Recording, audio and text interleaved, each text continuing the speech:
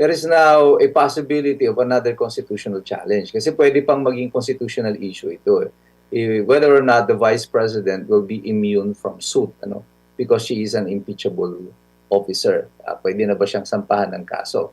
There are some legal position, legal opinions na dapat ang Vice Presidente ay mag-i-enjoy the same immunity as that of the President. Although wala naman talagang specific na constitutional provision, immunity from suit is a constitutional concept. It's not necessarily provided for doon sa Constitution, lalo na doon sa kaso ng Vice Presidente.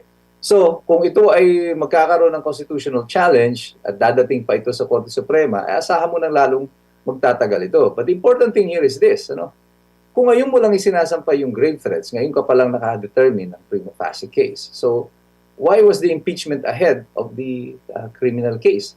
Diba dapat mas nauna yung sinampa yung grave threats kasi ito yung basihan ng impeachment. Pero nangyari, nauna yung impeachment bago pa lang nagsampa ng kasong kriminal. Diba? Inilagay mo muna yung kariton sa unahan ng kabayo. This is the horse before the cart, ika nga. Yun ang nangyari dapat, the horse before the cart. Tapos nauna muna yung kariton bago yung kabayo nandun sa likod. Same din ito doon sa issue ng confidential fund na wala pang pinal talaga. Ay namin nga rin ng witness na ongoing pa yung appeal, yung 6 months na appeal hanggang sa kasalukuyan saklaw pa pala ng 6 na buwan na appeal po, attorney. Oh, yun yung sinasabi ko kanina. So, malinaw dito sa salaysay ng mga auditors ng COA na hindi pa pala pinal yung desisyon. Kaya sabi, ang tanong dyan, bakit nasa impeachment na tayo? Hindi pa pala tapos yan. Ibig sabihin, wala pang napapatunayan na merong misuse ng confidential funds. So why are we now in the impeachment court already? So what if later on, dinismiss yan o upon judicial review, makaabot ka sa korte at sinabi ng korte na hindi, tama ang Office of the Vice President dito. Hindi dapat nagkaroon sila ng notice of disallowance. Tapos na-filean mo na ng impeachment si Sara. At halimbawa, for example na lang, na-convict, kinonvict nyo si Sara based on that. And then later, the court found out na wala naman palang misappropriation o hindi tama yung pag-issue ng notice of disallowance. What happens now? So, pwede mo pa bang ibalik yon on the basis na sinabi ng Korte Suprema na walang basihan yung notice of disallowance? So, dito pa lang makikita mo na talagang from the very start, wala talagang basihan itong reklamo na to. Na even yung susunod na mga articles, ang gagamitin nila mga ebidensya, yung sinasabi nila, yung sasampinahan pa, yung mga records ng bangko, This means na bago sila nagsampa ng kaso sa impeachment court, hindi pa nila hawak yung kumpletong mga ebidensya. Ngayon pa lang kayo maghahanap ng ebidensya para suportahan yung inyong aligasyon tungkol dito sa impeachment. So, from the very start, it is now clear para sa mga mamaya. Alam naman to ng taong bayan, pero ngayon mas lalong nagiging malinaw para sa atin na walang hawak talagang ebidensya ang prosecution. And this is all about persecution. And yung pananaw natin that this is a propaganda campaign against the Vice President is being supported ng mga kaganapan ngayon dito sa impeachment court. Opo.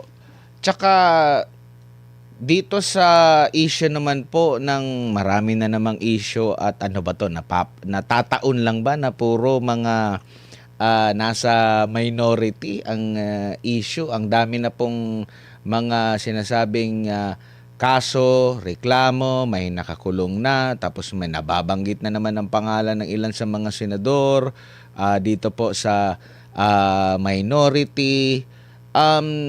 Ano ba ito? Ito ba'y malinaw na na political operation po ito laban sa mga katunggali or mga kritiko ng kasalukuyang administrasyon at hindi na talaga nila maitatanggi po na ito'y nagkataon lamang, attorney? Kunyari, tanga tayong lahat. Kunyari, wala tayong alam. Pwede nating sabihin na, ay oo, nagkataon lang yan. Aksidente lang yan na ang kinukulong ngayon at kinakasuhan ay nandun sa opposition. Unfortunately, we are not. Unfortunately for them. ang taong bayan ngayon, hindi mo na malilinlang sa ganyang mga representasyon. It is clear as daylight, malinaw na ito. Yung mga kinakasuhan ninyo, yung mga nagrereklamo, yung mga naghahanap ng katarungan, ng ebidensya, laban dito sa katiwalian sa gobyerno. Pero yung mga principal doon sa katiwalian, hanggang ngayon, ni walang investigasyon, walang kaso. Again, I'll go back doon sa pinaka malinaw na ito. Ang mga Bersamin, si Olayvar na binanggit ni Ping Lacson noon sa Senado na tumanggap daw ng 8 bilyong piso na kickback. Nasaan yung investigasyon sa kanila? Bakit huminto? Hindi pinatawag, walang complaint na isinampa sa Blue Ribbon Committee. Kahit na si Ping Lacson mismo, who was then the chair of the Blue Ribbon Committee, ang nagsabi nito na meron siyang ebidensya. Where is the evidence? Where is the 65 contractors na sinasabi ni Ping Lacson, ng mga contractor ng mga congressman? Nasaan yung 15 na favored contractors na sinasabi ni BBM? So, nasaan yung kaso kay Romualdez? Hanggang ngayon, sa ombudsman pa lang. So, bakit yung mga kaso ng plunder, so far, si Revilla lang at saka si Jinggoy Estrada ang kinasuhan. At pagkatapos, yung kay Marcoleta at saka kay Mike Defensor, wala pang kaugnayan dito sa flood control. And still, they file the case of plunder against these people.